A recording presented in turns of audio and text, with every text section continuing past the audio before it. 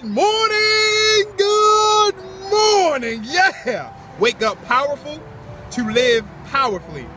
So I hope everybody had a fantastic, amazing, awesome, wonderful holiday weekend. I'm just here to just brighten your spirits and just start the work week, start the week off great and powerful and exciting. Know that no matter what it is you want to do in life, all you have to do is first make a decision. Make a decision to change.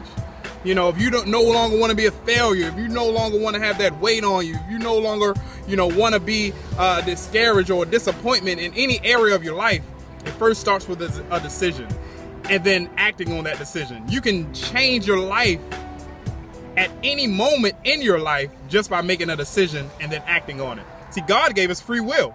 So all we have to do is make a decision and act on it. So I hope you're having a grateful morning, a grateful day.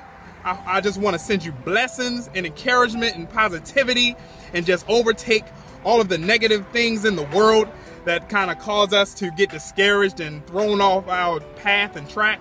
So this is just a morning message of inspiration. So I love you. Know that God loves you. Hope that you have an amazing, awesome, wonderful, fantastic, exciting, spectacular day.